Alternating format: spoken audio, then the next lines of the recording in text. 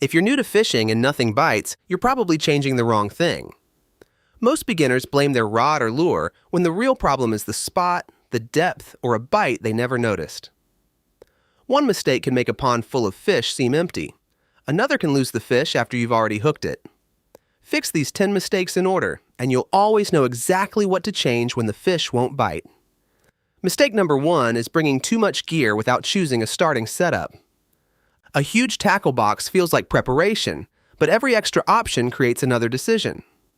When nothing bites, beginners often start changing hooks, weights, colors, and lures without knowing what problem they're trying to solve.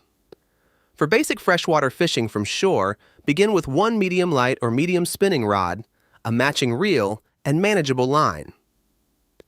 Something around 6 to 10 pound test works for many common situations, depending on the fish and the amount of weeds, rocks, or wood. Bring small hooks, a few split-shot weights, bobbers, pliers, and 1 or 2 simple lures. That is enough for a productive beginner trip. Your first goal isn't to master every lure in the tackle aisle. It is to learn how your rod loads during a cast, how your bait feels in the water, and what changes when a fish touches it. One familiar setup teaches you more than 20 different setups you barely understand. Mistake number 2 is using a hook or bait that's too large. Beginners often assume a bigger bait will catch a bigger fish, but an oversized meal can prevent ordinary fish from getting the hook into their mouths. If you're fishing for bluegill or other panfish, use a small hook and a piece of worm about the size of your fingernail. Don't wrap half a worm around the hook until the point disappears. Attach only enough bait to hold it securely and leave the hook point exposed. For bass, begin with a modest soft plastic, small spinner, or compact crankbait instead of the largest lure in the box. Repeated taps without a hooked fish are an important clue. The fish may be too small for the bait, the hook may be buried, or you may be reacting before the fish has it. Make the bait smaller before replacing the entire setup. Small fish can eat a small bait, and large fish often will too. Mistake number 3 is trusting a knot or damaged line you haven't tested. You can choose the right bait, find the perfect spot, and make an accurate cast, then lose the fish because your knot slips or the line breaks near the hook. Learn one dependable knot and practice it at home. With monofilament or fluorocarbon line, the improved clinch knot is a practical starting option. Pass the line through the hook eye, make several neat wraps, feed the tag in through the small loop near the eye, and then back through the larger loop. Wet the knot before pulling it tight slowly. This reduces the heat and friction that can weaken the line. Trim the tag end, but don't cut it perfectly flush against the knot. Before fishing, pull firmly on the hook and main line, then run your fingers over the last few feet of line. If it feels rough, flattened, nicked, or cloudy after rubbing against rocks or wood, cut off the damaged section and retie. A knot test takes a few seconds. Discovering the problem when your best fish breaks off takes much longer to forget. Those first 3 mistakes happen before your bait reaches productive water. Now we reach the mistake that makes beginners believe there are no fish in the pond. Mistake number 4 is fishing convenient water instead of useful water. Fish rarely spread themselves evenly across a pond, lake, or stream. They gather in places that provide food, cover, comfortable water, protection from current, or access to different depths. Look for something that is different from the water around it. That might be the shaded side of a dock, the outside edge of a weed bed, a fallen branch, a drain, an inlet, or a point where the bank extends into the lake. In a stream, look for a current seam where fast and slow water meet. Also check deeper pockets in the gentler water behind large rocks.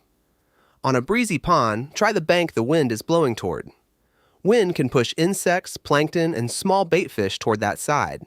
Predatory fish may follow. Don't simply ask, "Does this spot look fishy?" Ask a better question. What reason would a fish have to stop here? If you cannot identify food, cover, shade, current relief, or a depth change, you may be casting into water that fish have little reason to use. Mistake number 5 is walking directly to the edge and spooking fish beside your feet. In shallow water, fish can detect shadows, sudden movement, and vibrations traveling through the bank. Stop several steps back and observe before approaching.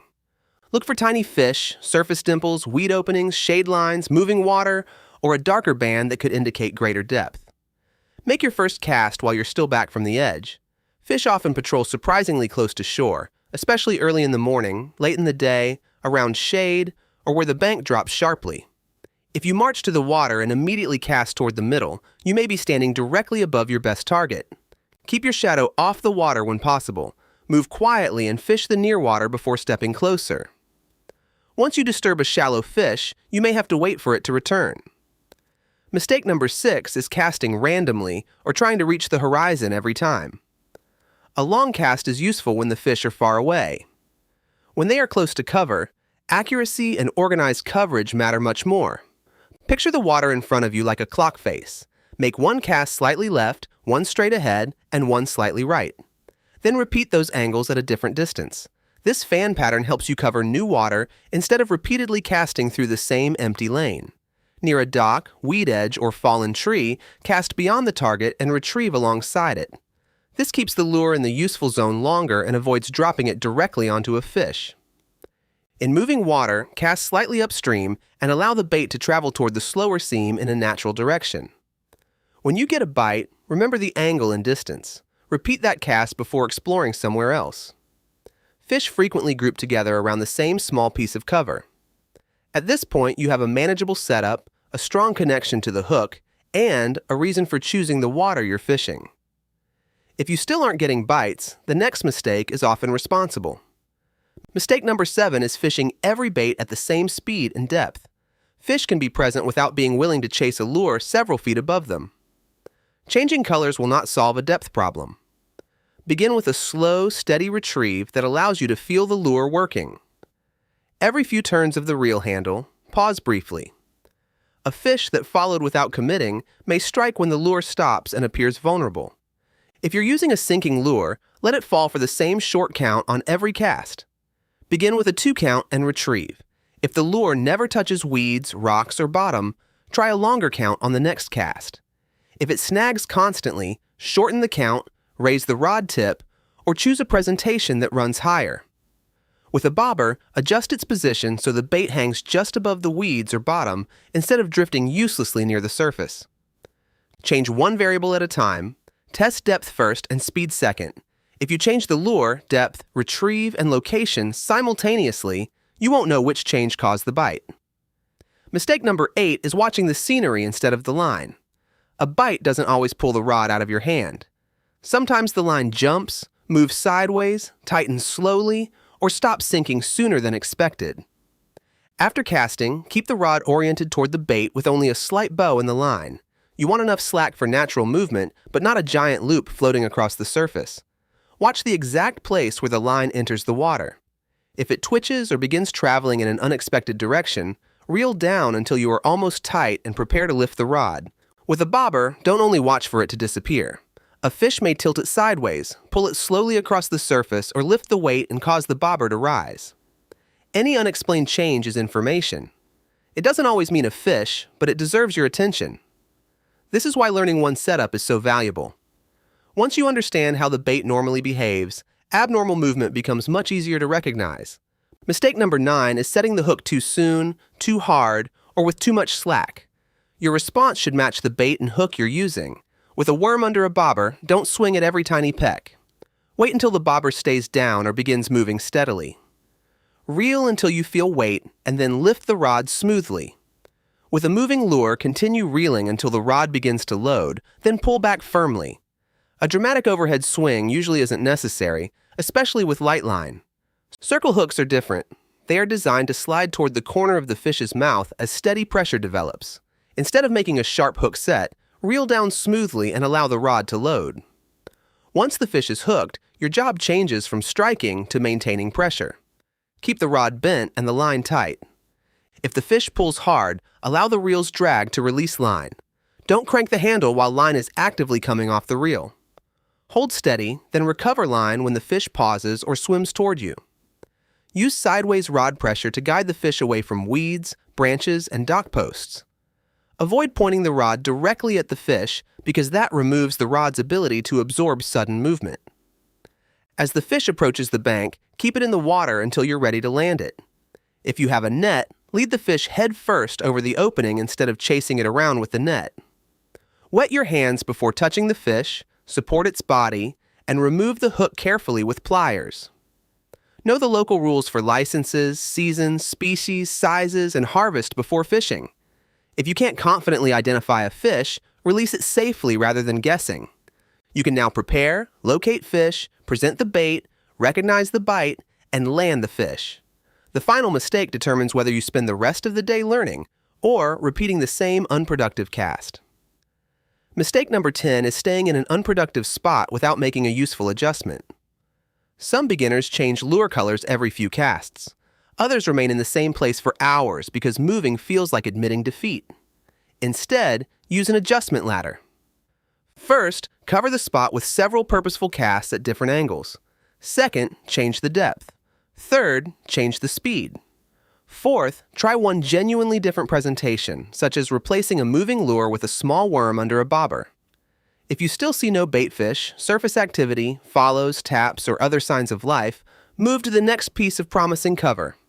On a pond, that could be another dock, shaded corner, weed edge, fallen tree, or windblown point. In a stream, it could be the next deep pocket, current seam, or area of slower water. Moving isn't admitting defeat. It is testing the next likely place. Here is the troubleshooting rule that ties all 10 mistakes together. Location first, depth second, speed third, and lure details last. Beginners often reverse that order and spend the day changing colors in empty water. If fish can't see or reach your bait, a new color probably won't solve the problem. First ask whether the location provides food, cover, comfortable water, or access to deeper water. Next, put the bait at the depth where fish are likely holding. Then adjust how quickly it moves. Only after that should you worry about changing the lure's shape or color. In clear water, natural colors and quieter movement are sensible starting points. In dirty water, a stronger silhouette, vibration, or bright accent may help fish locate the lure. These are useful starting rules, not guarantees. Finally, treat every bite as a clue. If a fish bites beside the shaded corner of a dock, try the shaded corners of other docks.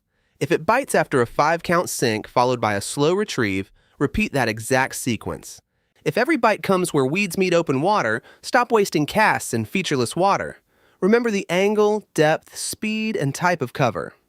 A quick note on your phone after the trip is enough.